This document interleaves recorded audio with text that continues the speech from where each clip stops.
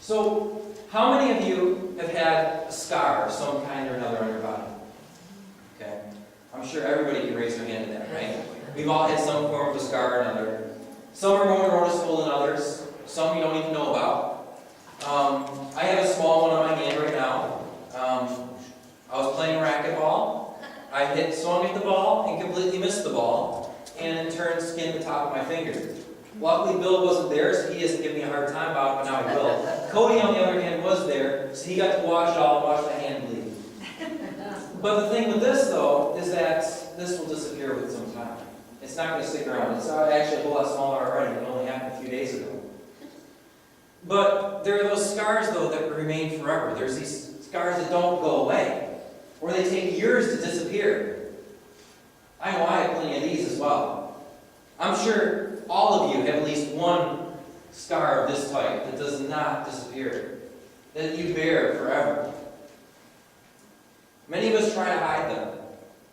If they're in an obvious place, such as on your forehead or on your arm, we try to cover them up with makeup, long sleeves, or some other creative way. I had one on my foot that I got a couple years ago. Tom, who's visiting with us, probably knows all about this one. He's probably going to remember this. I was in Jinja, Uganda, where Todd's from. And it was my last day in Jinja. And I wanted to go down to the market to get these bottles of soda, this Mirinda pineapple soda. That was so good that I wanted to bring home to share with my family. You can't get it here. Well, I went into the grocery store, and to get some to bring home. So I loaded my arms up. I had 6 glass bottles in my arms. And I'm carrying them around, trying to get them all, make sure I have enough, right? Well, I was too busy loading up my arms to realize that it probably wasn't a good idea to balance all these glass bottles in my arms when there was a handbasket directly behind me.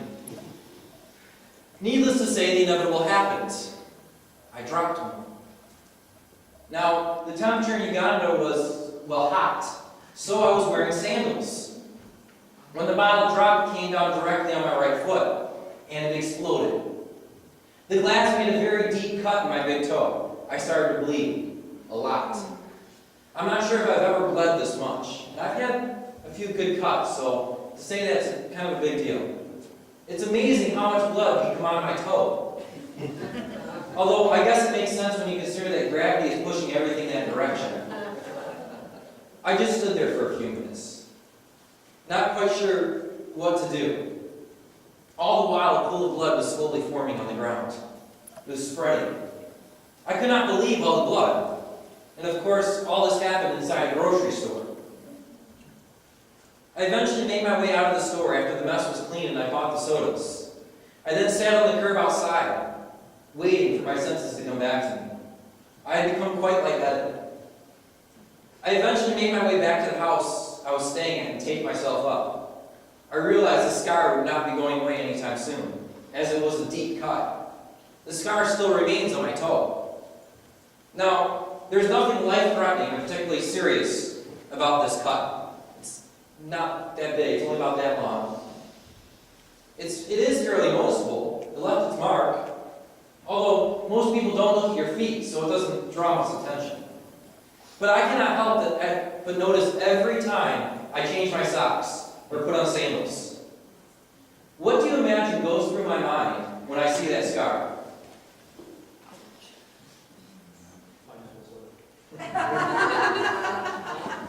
Getting ahead of me. There are many things that come to mind. One, I can't believe I did that. That was so mindless. There was a basket right behind me, but instead I'm too stubborn and I got to carry all the bottles. I had to have known that was going to happen. Wow, that was a lot of blood. My foot hurts. I'm feeling a little lightheaded.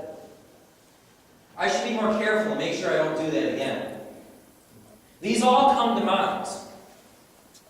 But there is one thought that overshadows them all. There's one thought that pushes them all aside. Sure, I got it. Victoria, would you put up that picture for me? Mirinda pineapple soda. sweet, sugary, pineapple taste. I can taste it now. It's so good. And I know Priscilla and Tom are probably just like, oh, why are you talking about this? Because they know all about Mirinda pineapple soda. It's so wonderful. How I wish that I could have some Mirinda pineapple soda right now. It's not the negative, shameful memories that I remember most.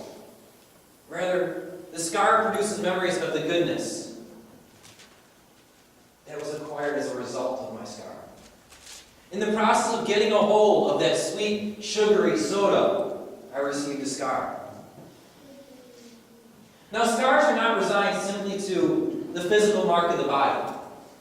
I don't think any of us would deny that. Scars appear in other places as well. There's emotional scars left behind from things like loss of a loved one or some kind of traumatic experience in our lives. There's social scars that mar how we interact with people, how people see us, based on how our lives have interacted with them, or how they have interacted with us. There's also another kind of scar, the scar of sin. Sin leaves behind a mark. This is the scar that either remains open and alive for a world without Jesus, or for us, here in the church, it's a scar left behind from our rescue from sin. Turn with me to John chapter 20, verse 24 through 29. John chapter 20, verse 24 through 29.